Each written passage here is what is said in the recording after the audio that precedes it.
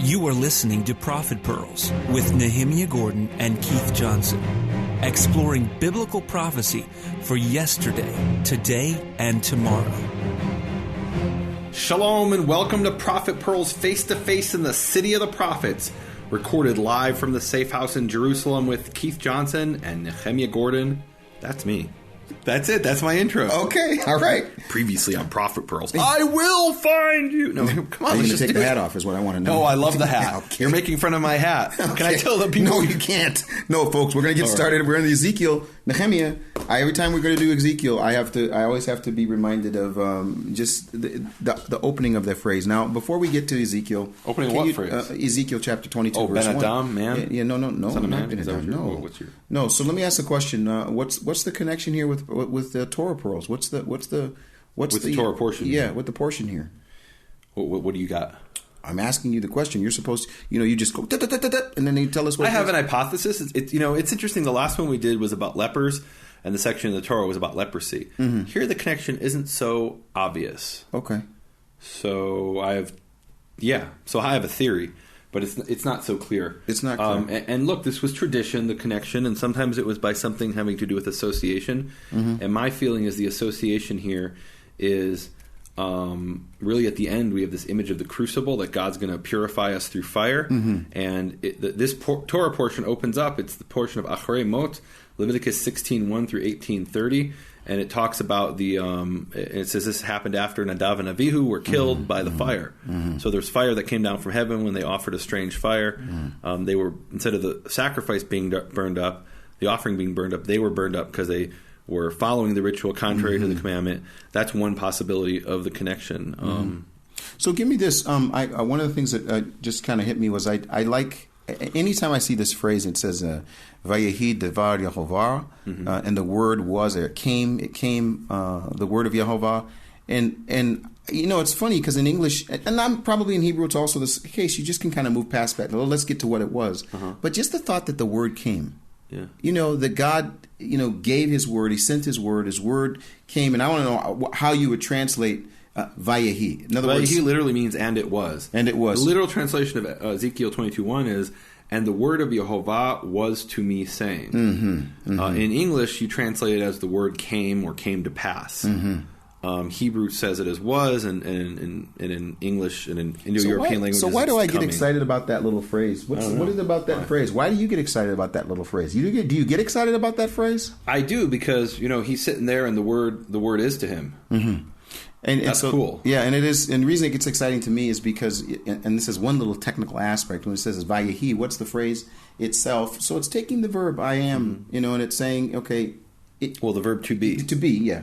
I'm saying, but then again, that reminds me of him. He was, he is, he shall be. So, so the verb is haya, hey yud hey. Mm-hmm. Can that be the word of the week? Yeah, that would be great. Do that. Hey yud hey is the word of the week, and that is to be. Mm-hmm. And it's interesting. One of the things I learned studying languages is that the word to be tends to be the most irregular word in many languages. Mm-hmm. So, for example, think about in English, I walked, I will walk, I am walking. It's always walk. It doesn't really change. Yep. Walk, you add things, whatever. The word to be is I am, he is, they are. What's going on here? Imagine if you're not, a native English speaker. They were, he was, they will be. It's so many different forms in English of the word to be. So Hebrew isn't that bad. In Hebrew, haya, hey yud hey. In the what we call the inverted future, it becomes Vayehi, and he was. Mm-hmm. Now, I'm not going to go into all the complicated tenses of Hebrew or modes of inverted. Can you believe we're having that conversation? No. We were talking about, why isn't there a dot in the yud and it's such a... I remember that conversation. Yeah. We were going to the doctor. Yeah. And I'm like, and actually, we've had this phrase before. We actually had this exact phrase. Vayehi? Yeah, Vayehi. Okay, well, it's very common. In fact, many sections begin with Vayehi. And in fact, today we're pre-recording this. We're about to come on to Purim, and the scroll of Esther opens up Vayehi b'mei Achashverosh. Yes, Vayehi, and it was in the days of Achashverosh. And you have to. And here's where it gets complicated. when they would translate this into Greek, I talk about this in my book, The Hebrew Yeshua versus the Greek Jesus, they had a problem because in Greek, if you translate literally "and it was," it makes no sense. You say "and what was." But that's actually how it's translated in the Septuagint. For example, I'm looking here, Ezekiel 22:1 in the Septuagint. It says, Kaya geneto logos kuriou pros mem legon. Kaya geneto is "and it was." And a Greek reader reading this would say "and what was." And so that's why in English you'll tend to translate it "and it came to pass." It's more of a loose translation, less literal, but it makes more sense in your target language. So we have in Hebrew, "and it was," vayehi, but then "he was" is haya, "he is" hoveh, Yehyeh, he will be. Yeah. And then God says to Moses, he says, Ehyeh, I will be. They translate that as I am, which isn't entirely wrong, but it more literally is I will be. And then God says, this is my name, Yehovah, which is he was, he is, he will be, he is to come. So he says of himself, I will be, and then he gives his name, his actual name, which it means he was, he is to come, he will be. You know, something I've been hinting around about this. I'm still not ready to fully talk about it, but I just think there are ways that people need to be able to get some of these tools so they can understand it. Because when you're saying that, you know, oftentimes I'll make fun of you. You say, "Well, it's obvious," blah blah blah blah blah, and I'll say, "What do you mean it's obvious? It's not obvious." I learned this in second grade. But I mean, for people who don't interact with the text, but I think as the closer and closer, well, I should say this, further and further we go along. I think there are more and more people that are willing to go through a little bit of the process to understand some of the things. So, for example, what you just mentioned with that verb, the haya verb, I mean, a lot of people have no clue. Like, even though you explained it, they don't know what it is. But I do think there are ways for people to learn that. And so we're in the process now, even as we speak, discussing how to help people understand that a little bit better, how they can understand some of those concepts a little bit better so that they can interact with the original language of Scripture. So, but when I see this stop phrase... beating around a bush. Well, give us your ministry minute. I can't give the ministry minute because I'm in the process. I'm sick. I got to tell you, my back's against the wall. But soon, hopefully in the next couple of days, I'm going to be able to talk about this. I can't even get to it. It's really been hard. But I want to say something about the phrase. In riddles. No, but about this phrase. The reason it's exciting me about the phrase is that when I see the phrase now, I think about his name. So in other words, it's not, in other words, and it came to pass. Okay, well, no, I mean, he came. His revelation is coming. The word of Yehovah coming to Ezekiel. And we find this, I don't know how many phrases, how many times, but I think in Ezekiel you see it a lot. The word of Yehovah. Yeah, and the word of Yehovah came unto me, and the word of Yehovah came unto me. Interesting. We see it a lot. Check it out. Actually, it's one of my key verses is Ezekiel chapter 1 verse 3. You've got like 50 key verses. I keep hearing more key verses. This is a key verse. So 251 times in the Tanakh we have the phrase word of Yehovah, Deval Yehovah. Wow. How many times in the book of Ezekiel? Come on, you can do it. Help us tell us in the time the word of the book of Ezekiel. And while he's doing that, so imagine this, you're Ezekiel. 58 in Ezekiel, which is 20% of them. That's about amazing. I thought there would be a lot. Okay, so let's get into this, Nehemia. Yeah. The word of Yehovah came to me saying. Yes. Son of man. Now, are we going to be able to get past that? Or I mean, we've talked about that. We have talked about it. Son of man, will you judge her? Will you judge this city? And you know, it's funny because it says, will you judge her? And then, will you judge this city of bloodshed? Then confront her with all of her, and it uses the word here in English, the detestable practices. In Hebrew, it's abominations. It's the abominations. Same word as abomination. And I tell you what, man, that word, the first time I ever looked at that word scared the heck out of me. Yeah. No, I mean, well, actually, because, I mean, the things that are an abomination, I guess I was a little surprised. Really? I was a little surprised. Yes, okay. I was. I mean, do you know? So what are some of the abominations? No, I don't know if we want to talk about it. Sure, we can. Tell me one that would surprise you. So, for example, Deuteronomy 14, it talks about abominations. Is it Deuteronomy 14? Yeah, I believe it is. So, for example, right there at the beginning, verse 3, it says, hold on. It says, "You shall not eat any abomination." Exactly. Yeah. And then you know, that's the exact same word, abomination, toivah. And then there's a list of the abominations, you know, the pig and et cetera, you know, whatever, and the worms and all that stuff. Yeah. Or holding the rat. Holding the rat, yeah. Eating the rat. Eating the rat. Yeah. So anyway, this is what these are. These are abominations. And will you? And what is an abomination? It literally means something God hates. It's literally something He hates. Yes. The ta'ev is to hate, to despise something, and an abomination is that which is despised by Yehovah. And what is this city of blood? Is this talking about Babylon, the whore? And that's the question. We're going to find out what the city of blood is. Well, you read ahead. What is it? The city of blood. Then confront her with all her detestable practice. And it's going to tell us about the city. Hold on one second. Yeah. It says, and say, this is what the sovereign Lord says, O city that brings on herself doom by shedding blood in her midst and defiles herself by making idols. And one more verse, and then I want to ask a background question. You have become guilty because of the blood you have shed and have become defiled by the idols you have made. You have brought your days to a close, and the end of your years has come. Therefore I will make you an object of scorn to the nations and a laughingstock to all the countries. One last verse. Those who are near and those who are far away will mock you, O infamous. Oh, it says here, O infamous city full of turmoil. And the reason I'm slowing down a little bit is because whenever I'm thinking of prophets, you think about what they call different prophets, like Jeremiah or Isaiah. They call him the eagle-eye prophet. This is the background. Who calls him the eagle-eye prophet? In my heritage, he's called the eagle-eye prophet. I never heard But let me ask a question: when you think of Ezekiel, when you think of Ezekiel, what do you think of? Like when you think of him, what do you think of? I mean, what would be a description for Ezekiel? So I think the first association for most Jews is what we call Maaseh Merkavah, and we did that section. It's the the vision of the chariot, the vision of the divine chariot, the seraphim, or not the seraphim. What was that with the wheels? And the wheel inside a wheel and all that stuff. That's the first thing most people think. When I think of Ezekiel, the first thing I think of is something that was really tragic in his life, which is that his family was killed and he wasn't able to mourn until he heard the announcement that Jerusalem was destroyed. And at that point, God finally, after all that time, let him mourn. And the mourning, the sadness, the crying was over both Jerusalem and his family. And it was a way for him to say, okay, I can't fully understand what it means for Jerusalem to be destroyed unless I realize, wow, this is like my wife and my children dying. So to me, he's this tragic figure. Yeah, it's funny when I think of him. Oftentimes people talk of Ezekiel because he says, okay, this is going to describe the third temple and all of that. That's certainly one part of it. The part of it that I think about is a little more of the reality of life. Like the tragedy, like you say, the tragic figure, the tragedy of life. Like here's this guy who's prophesying, and he has to do all these certain things, and he's got to demonstrate it this way, and it's just. Man, he's got a tough go. He really has a tough go. Yeah. So.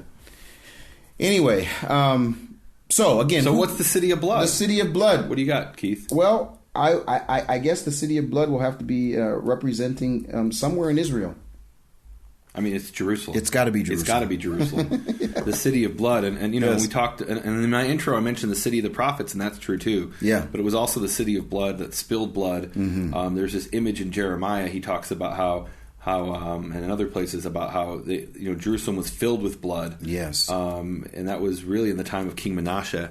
That was the low point of the history of the history of Israel, where the city, there's blood flowing through the streets.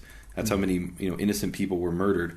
And here in Ezekiel, he's talking about the city of blood, and you're guilty because of your abominations in the city of blood. So the abominations aren't just what we might call ritual abominations. Yes, they're also their actions are abominable. Murder and spilling blood.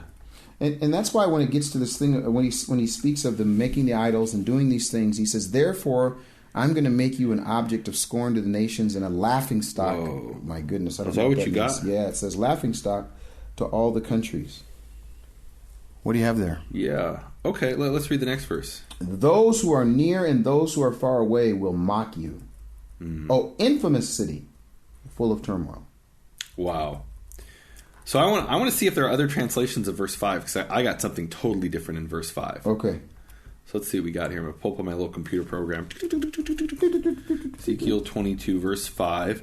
JPS has, both the near and the far shall scorn you, O besmirched of name, O laden with iniquity.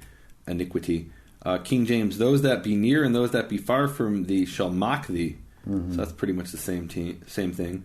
What were you reading from the NASB? Yep, NIV. Oh, NIV. Okay, so I don't need an NIV again. So NASB, which I have here on my computer, says, those who are near and those who are far from you will mock you. That's the same as the NIV there. NRSV has, same thing, will mock you. Let me tell you what it says in Hebrew. And I'm really surprised that you have all these different, basically the same translation by all these different translations, when it's so clear in Hebrew what it says. It says, those who are far, those who are near and those who are far from you, yitkalasuvach will, let me read the little translation. Those who are near and those who are far from you, they shall insult through you. unclean of name, she who has much panic. So what does that mean? And I understand they didn't get it, so they didn't translate it literally. They said, okay, it means they're going to insult you. But actually it says they're going to insult through, and actually they're going to insult each other through you, is what it means. And it's amazing how prophetic that statement is. Because in many languages and culture, calling someone a Jew is among the worst insults imaginable. For example, in Russian, where many of my people came from, Jews are never called Yid, the word which is, Yid is just Yehudi, from Judah, Yehuda. But they're never called Yid because Yid is a curse. They're called Ivrei, which means Hebrews. If you call someone a Yid, that's a horrible curse. In America, can I say this? A cheap person is often called a Jew, and their actions are referred to as Jewing. In fact, I've met people who have said, I've gotten into the Torah, and I'm so deep into Torah, and it's become so much a part of me that I don't say to Jew someone anymore. I'm like, wait, you used to say that? And then, my friend Bruce Brill tells a story of how he grew up on the East Coast. What up, Bruce? Hey, Bruce. He grew up in the East Coast, and he once had this person he was, talking to, and she said, you're such a Jew, and I don't mean it in the bad way. So literally what Ezekiel said is they're going to insult through you to call someone a Jew. Is in many cultures and around the world, they're not politically correct as an insult. In Arabic, we're given this image that Jews in Christian countries suffered horribly, but we had this golden age in Arab countries and Muslim countries. Everything was hunky-dory. That's a complete lie. In Arabic, the curse Wayahud is the worst curse you can say to someone. And what it means in Arabic is, I swear that may you become a Jew. You're actually calling upon your deity, your God, in Arabic to cause someone to become a Jew. You're making an oath in the name of your God, Wayahud. May they become a Jew. And it's a very interesting little tidbit here. Daniel 3:12, the enemies of Israel, they say, there are certain Jews whom thou hast set over the affairs of the province of Babylon. They're speaking to the king. And one of the medieval Jewish commentators who lived in a Muslim country, he makes this remark. He says when the enemies of Israel referred to them as Jews, in that period of history, it just meant that they were from the kingdom of Judah, and it wasn't meant as a curse. To his readers, hearing, the enemies of Israel say, there are certain Jews, to them that's a curse. And so imagine that. The commentator has to explain, because in the medieval Islamic world, and even today in the Islamic world, calling someone a Jew is the worst curse. And I'm talking about you have a fight with your neighbor and you call him a Jew, not that he's actually a Jew. So he had to explain, no, they were called that because they were from Judah. And it's hard for me to fathom, because I grew up with a Jew being like something I was proud of, something that, to me, I was proud of being a Jew. And my father, of blessed memory, he told me something really interesting. He said that, and I didn't experience this, I don't know if this is true, but this is what he told me, and I've heard this from other people since, that before the 6-Day War, being called a Jew was, can I say this? I'm not sure. We can always edit it out. Okay, it was like being called the N-word. Oh. And if you were Jewish and you could blend in and pass, you didn't let people know you were Jewish. You kind of kept it to yourself, and you pretended that you were, not a Jew when you were among non-Jews. And I never experienced that. For me, being a Jew was something always I was proud of. That, there was this shift, I guess. And maybe, I think in some cultures it's shifting back. I know in Europe right now, people are embarrassed and terrified, actually, of admitting that they're Jewish. And I can imagine the children growing up now in Europe are, will grow up and say, wow, I don't want anybody to know I'm a Jew. That's such a hateful thing. And this is what I think the prophet is saying. He's saying, you've done such horrible things, and this is the curse. Those who are far and those who are near from you, they will curse each other through you. That just makes such a major difference versus they will mock you. I mean, it's right. And it doesn't say mock; it says they will curse through you. That's how I read it. Well, that word is a pearl, Nehemia. I know it's early in the process, but I think you might need to explain that. Well, and then he has this phrase Timeat Hashem. Yeah, she who has an unclean name. That's an amazing thing, because we've talked about a lot about the name of Yehovah, and here through her actions, Israel's name has become, Jew has become a dirty word, and so that's something I think we need to overcome. But here's what I like about maybe giving that word, if you'd be willing. You want that to be the word? Didn't we already have a word of the week? No. We just started. What are you talking about? Oh, I'm sorry. We've only been on the show for 5 minutes, sir. No, we recorded. This is the third episode we're recording. What are you talking about? This is the third episode we're recording today, so I got confused. Okay. All right. You want that to be the word? Well, I'm just saying it's such a significant. It's maybe what I'm trying to do is for people to know that word in Ezekiel 22 verse 5. To know that word gives them an access to be able to go there and look. So here, this is a little complicated, which is why I was hesitant. It's more than complicated. But, all right. So the word is yitkalsu, and as we said in biblical Hebrew, every word has a 3-letter root, except the ones that don't. Every word is a 3-letter root, and the 3-letter root here is kuf lamed samach. But boy, oh boy, there's 1, 2, 3, 4, 5, 6 different letters. 6 words. So we have 3 things letters going on here. We've got a prefix, we've got a suffix, and we've got something in the middle. Which is something to do. All right. So the prefix is yud, and the yud here means he. But then when you add the suffix u, it's yitkalsu. Then the he turns into they. So it's a prefix and a suffix that together mean they will. And then you have the tav there. The tav stuck in there is part of remember we said there are 7 conjugations in biblical Hebrew, and the 7 conjugations, the 7th one is called hitpa'el, and that is often a passive or a reflexive verb. And in this case, arguably it is reflexive, that is they will... and this is the key. Go ahead. Yeah, they will curse each other, or they will curse themselves. Now let me just stop. Let me stop for a second. I want people to know the significance of this. So here's where I would say that knowing some of that information really gives you a better understanding of how it's being translated. Without knowing that information, if you just had the word but not seeing how the word is constructed, what the grammatical structure is for the word, it would be really hard for you if you just had the 3-letter root. Sometimes people go to a concordance and say, "Oh, the word is this, and this is it's the concordance." Strong's number 5021. 502. And here's what I want to be sensitive to people about. If that's all you know, that's what you got to go with. But if you can understand some of these other things, now I got to tell you, Nehemia, sometimes you are a difficult one. You're like they say. Sometimes Paul is hard to understand. It isn't.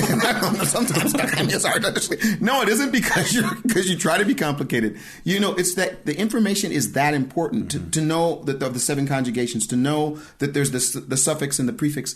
But I will say something, and maybe I'm going to be overly optimistic about this. I do think there's a way for people to know in a little bit more a simplistic fashion what it is and how it applies. And that's why I'm pushing you on this verse. I think you just gave us a pearl. Yeah. Like that is I think that's a pearl that you could run with. Yeah. But you could not get that pearl unless you're interacting with the linguistic information there. And again, what I want to do is try to give people a chance to have at least access to some of it. Now, you can't, look, you how long did you go to Hebrew University? I mean, before you ever got to Hebrew University, you learned to read Hebrew as a child. Right. And then you went to Hebrew school. And then from there... I actually didn't go to Hebrew school. I went to Jewish day school. Which means I was at the Jewish school learning Hebrew stuff pretty much all day. I mean, we also learned like math and science, but we spent all morning. We would start at something like 7-something in the morning and go until 1 o'clock learning Hebrew and Jewish subjects. And that's amazing. That's amazing. So one of the things that people tend to think is they think, well, I'll never be able to interact with the information. And one of the things I want to use this word carefully, but I get excited about is always trying to find a way for people to get a bite-sized ability to interact with it. So that's what I'm working on right now. This is just an example, and I love to push you on this because you do know what the information is, and then once we find out what the application of the information is, like, wow. Like you were doing the study, you said, now I'm going to have to tell you about the 7 conjugations. And people might think, oh, no, but what? Why are those 7 conjugations and the 4 prefixes? And the 4 prefixes. And this is one of the 4 prefixes, yud, which means he, but then when it gets a suffix, it means they. Absolutely. So anyway, really that's the word of the week. Yeah, that's the word of the week. So easy. Yeah, and basically, yit kalsu. Say that, folks. Yit kalsu. You can say something that really is complicated, but really important. They will curse themselves, or they will curse each other. That's powerful. That really is powerful. Yeah. So okay, we got through 5. Can we go to Let's do 6? Let's do it. Okay. See how each of the princes of Israel who are in you uses his power to shed blood. In you, they have treated father and mother with contempt. In you, and he's speaking again about the city, right? He's saying that in the city, in you. How do we know it's in the city? So in the Hebrew, the you is feminine. Feminine, right. And cities in Hebrew are always feminine. And it's so funny, but it's happened to be an irregular. So you think ear is going to be masculine because it doesn't have the feminine ending, but it's one of the irregulars that's feminine. That's kind of cute. Anyway, and for those who don't know, every noun in Hebrew is either masculine or feminine, and you can usually tell which one it is based on the ending. Yeah. If it has the ending, kamatse, it's feminine, except words like cherev, sword, and ir, city, which are feminine even though they don't have that ending. Yeah, and every once in a while, those are you say it. How do you say it? This is what it is, except in this situation. This is the rule always, except where it's not. In you, speaking about that city, in you, and it's again, mistreated, fatherless, and the widow, you have despised my holy things and desecrated my Sabbaths. Oh, wow. Man, oh man. You've despised my holy things and desecrated my Sabbaths. What are the holy things? What are the holy things? So I think the common understanding or the default understanding would be what it talks about. I think it's Leviticus 21 or 22, which is the section where it has the holy things. They are sacrifices and offerings and basically things that can only be eaten in a state of ritual purity. That may be what he's referring to. Okay. But you are a slanderous men bent on shedding blood, and you are those who eat at the mountain shrines and commit lewd acts. These are things that are taking place. There are mountain shrines. There are people. We talked about that earlier. Well, I mean, when I hear about the mountain shrines, and what it literally says isn't mountain shrines. It says literally, and to the mountains they did eat in you or through you.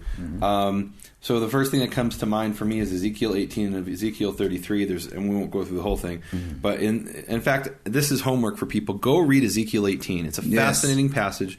It deals with the question of, will a person be punished for their own sins or for the sins of their fathers? And the basic message there is, if you continue your father's sin, you'll be punished. If you depart from your father's sin, you will not be punished. His sin won't be remembered. You're only responsible for your own actions if you repent.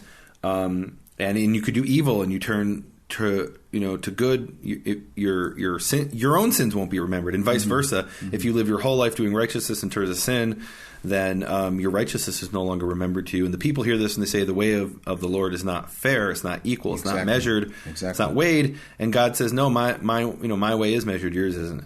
But there it mentions eating to the mountains as one of or eating at the mountain shrines, as yours translates, as one of the issues that's mentioned there. And it's a few chapters before. And I think one of the things that is interesting about the list is that it's not exhaustive. It's not everything, right? No, it's not everything, but the things that are selected, you sometimes, at least for me anyway, as I'm reading, I'm like, okay, well, that's just like this. And it's like, we were talking about injustice, how the widow is treated, how usury is, it's like two different things, but they have the same... Well, but it's also, this list is the big things. If we see something in this list repeatedly, then that's really important. And one of the passages... Would you be willing to give us the list from rather than us saying, okay, this is what it says? Like, could you give us the list? It's in 2 verses here. Well, it's more than 2 verses. No, it's 9... Oh, well, no, he started 8. It goes through verse 12. He goes through 12, yes. Right, so let's see what we got here. Let's try to make a list. Yep. So we've got, and really we could start in verse 7 even, about dishonoring the father and the mother, the alien, persecuting the stranger, the foreigner. We've got the deceiving or treating badly the widow and the orphan. Is that 2 or is that 1? Despising the holy things, desecrating the Shabbat. Yes, we've got anshe rachil. Yours translates that as slander, but actually that word in Hebrew I think is better translated as a gossiper. For example, in Leviticus we have lo telech achil b'amecha, don't go about as a gossiper among your people. It's the same word there. In order to spill blood, what does blood have to do with gossip? Well, life and death is in the power of the tongue, and if you gossip about somebody and shame them, it's as if you've killed them. And we've got this, I guess you might call it a ritual commandment, not to worship or eat at the mountain shrines, which is really interesting because what does that mean? When they were eating at those mountain shrines, they probably said, "I'm so holy, I'm bringing my offering to the Lord." Except it was an illicit. Do you think an they illegal. thought they were bringing it to the Lord, or they thought they knew it was a mountain shrine? They knew it was a mountain shrine, but it was Jehovah. It just was. It was not according to what He commanded. And it actually is reminiscent of the Torah portion where they brought the strange incense. It wasn't to Baal, it was to Yehovah, but it was contrary to what he commanded. Verse 10, we've got what we might call, am I allowed to say this? Just say it. Oh, yeah, it's incest or sexual immorality in verse 10. There is something very interesting, which is in the Western world, they don't think of it as sexual morality, but it's having relations with a menstruating woman. Mm-hmm. There's a set of commandments in Leviticus that talk about during that time you can't have relations with the woman, and actually for 7 days from when her menstruation begins. Mm-hmm. That's called a nidah. And here, this is one of the biggies. It's up there with having sex with your father's wife. I mean, imagine that with your stepmom. I mean, that's how big a deal it is, and we're talking about your own wife. Mm-hmm. So verse 11 is adultery. Let's see, and then more incest, some more incest, taking bribes in verse 12. Imagine that, taking a bribe is up there with incest. To shed blood, I mean, yes. And again, to shed blood, right? And then here in verse 12, we've got taking money on interest, or you could call it usury, and that's probably a whole discussion. Mm-hmm. Where does interest end and usury begin? It's not clear that the Torah has that distinction. Mm-hmm. But basically, somebody comes to you, they're in need, and instead of just giving them the money as a loan, which they'll probably never pay back, that's the thought in Scripture, then you're saying, no, you got to pay it back, and you got to pay it back with interest. Mm-hmm. Let's see. So it's unjust gain it talks about here. And it says, "And me you forgot," says Lord Yehovah. And that at is the end of the list in verse 12. And you have forgotten me. Wow. Right, you have forgotten me. And I want to look at Psalm 15. I always think of Psalm 15 when I see this list. And the reason I think of Psalm 15 is we've got another list there. And this would be the homework for people. Go look for yourselves. What are the things that appear? Are you going to be real homework, lists. or are you going to do it for them? I'm going to read Psalm 15. Okay. A Psalm of David. Yehovah, who may sojourn in your tent? Who may dwell in your holy mountain? And the image here is there's Levites standing at the entrance to the temple, and they're saying, who's really allowed to come into this temple? And then there's a list of things that they have to do. He who lives without blame, who does what is right, and in his heart acknowledges the truth, whose tongue is not given to evil, meaning he's not slandering, not gossiping, who has never done harm to his fellow or borne reproach for his acts towards his neighbor, for whom a contemptible man is abhorrent, but who honors those who fear Yehovah, who stands by his oath even to his hurt. Keep your word even if it's not good for you. Who has never lent money at interest. Isn't it amazing that appears in both lists? Or accepted a bribe against the innocent. The man who acts thus shall never be shaken. And it's saying, basically, these are the people who can come in. If this isn't you, think about whether you should even be coming here. Maybe you need to repent before you come to the temple and perform the ritual. The ritual is not going to help you if you're a sinner. So yeah, I love that Psalm 15, and the homework will be to go look in 2 or 3 different translations and compare this, and compare the other passage, compare it with Ezekiel 18. We are truly progressing by giving people homework, and we're going to continue to do this between now and the end of Prophet Pearls, because we do want people to interact with this information and to be able to figure out what it says. Yeah. So now I do think, and I don't know what the image gets, what image you get when I read this, but I actually, and maybe you can tell me where else this shows up. He says, I will surely strike my hands together. Do we have another example where we see that? And I'm pretty sure we do. I don't know if it's in that exact phrase, but what is that? What is that? Okay, so that's what it says. I mean, to be able to smite my palms or my hands. I mean, what message did that send? What do you got? I don't know. I mean, I will surely strike my hands together at the end. In other words, it's like a physical manifestation of how frustrated or. So what's the actual image here? Is he clapping his hands? Striking his hands together, making a sound, making an act, a physical action. It's like, doing something and the demonstration of the frustration. I don't know. It's not so clear to me. I will strike my hands over ill-gotten gain. Yeah, I don't know. Okay. Nowhere else? I see. Hold on a second. Let me see what we got here. Okay. I can do my little search here. Okay. If you want to. I've got to get this. Yeah. I've got to get the search. Yeah. I'll strike my hands together as you're looking at what? At the unjust gain you have made, and at the blood you have shed in your midst.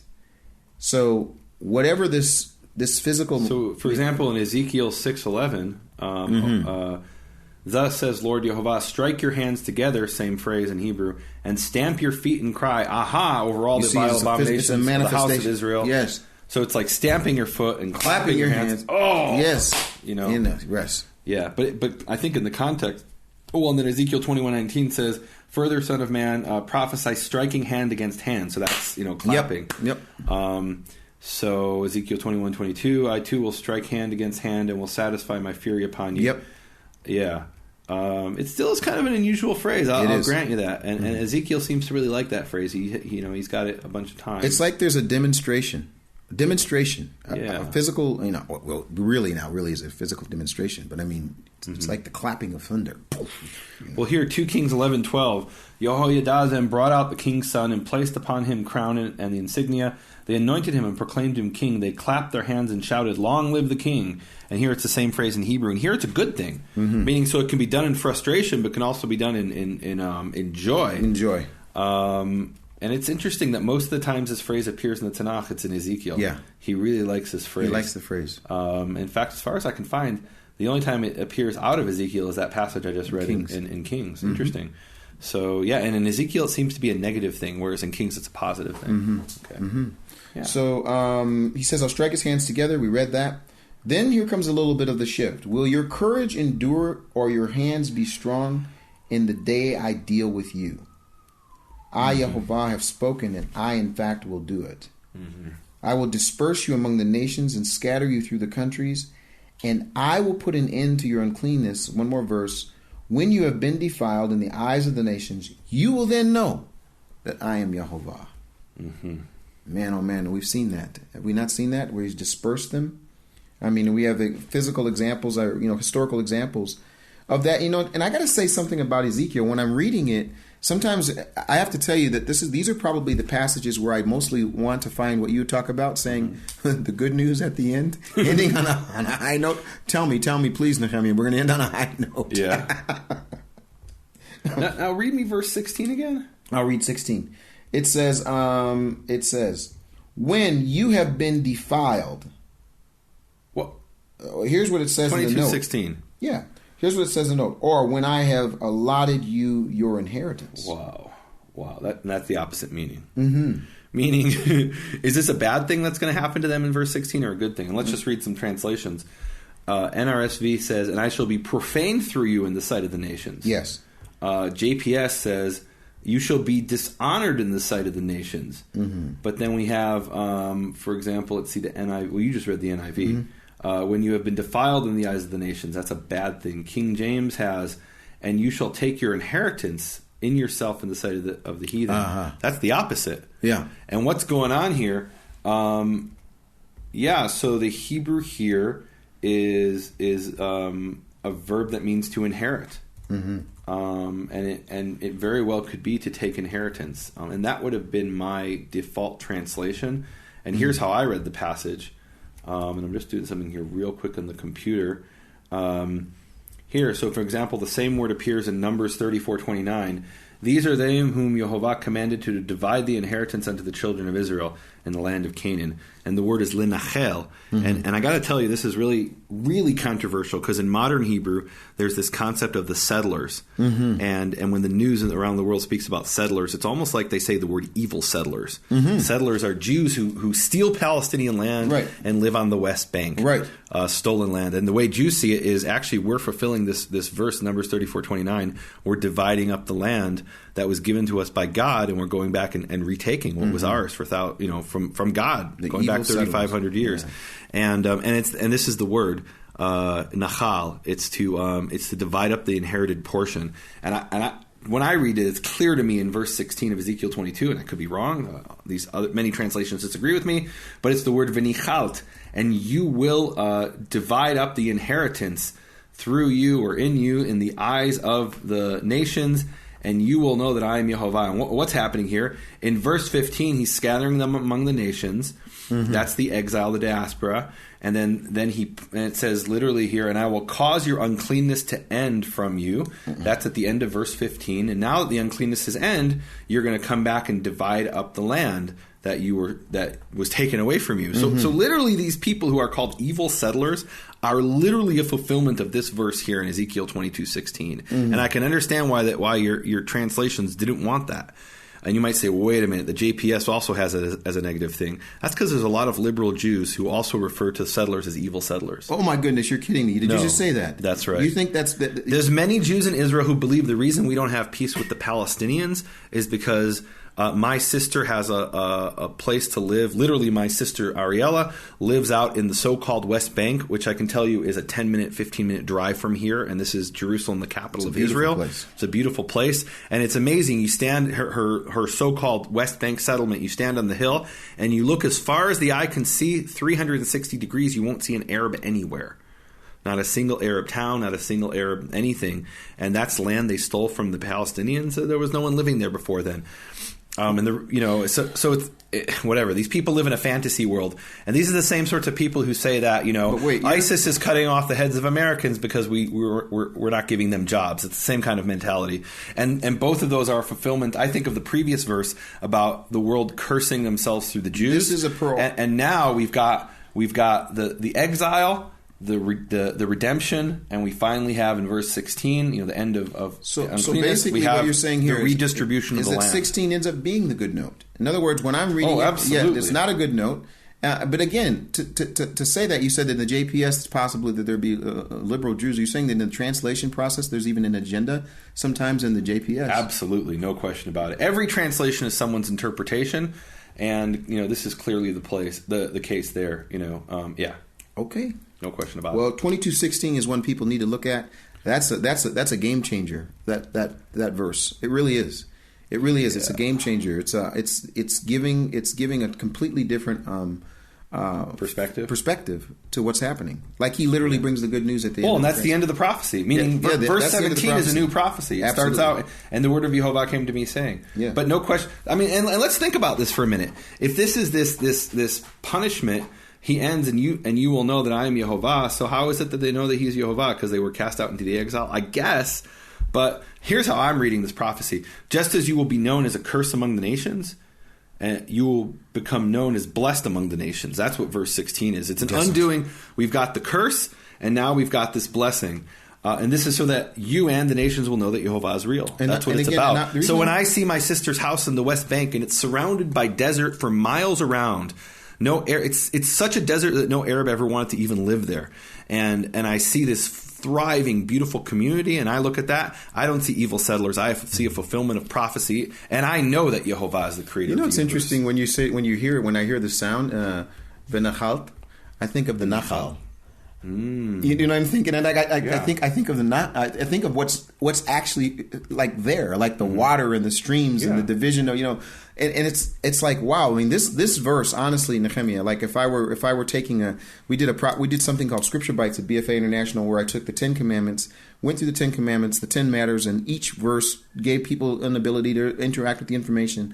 But this is the kind of verse that would be so awesome to do in that sort of program, because it's something that you just wouldn't see in reading an average English. And just so you understand, and maybe this should have been in the word of the week. I think because the way I'm reading it, we need 2 words of the week. So the way I'm reading it, and the way the King James read it, is that the root is nun chet lamed, and it's a PL form, and it means you will divide up the land, just like I read the verse in Numbers. But the way that the other translations, who are saying it as a negative thing, is they're reading it as halal, and it's a nifal verb then from to desecrate. And you know what's so funny about that is that, again, here's where you have to go further, because I could go and look here at my program and it would come up and it'd say, exactly, that's what it is.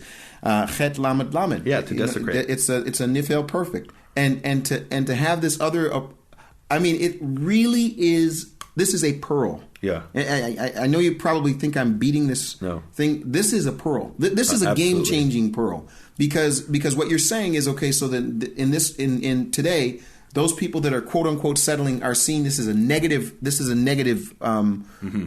It's definitely negative. You guys are the reason that we're having evil settlers. The evil settlers. It's the reason that there's no peace. Yeah. Wow. Right? And this is why they're blowing up, buildings, because they don't have jobs and they're poor. Wait a minute.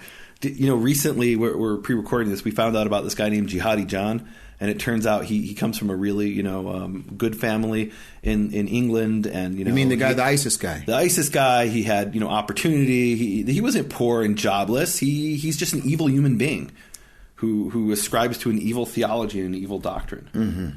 So, yeah. Well, that's the end of that prophecy, and then it moves on. We've got 3 more verses. Shall we continue or no? Let's do it. Okay. So here we go.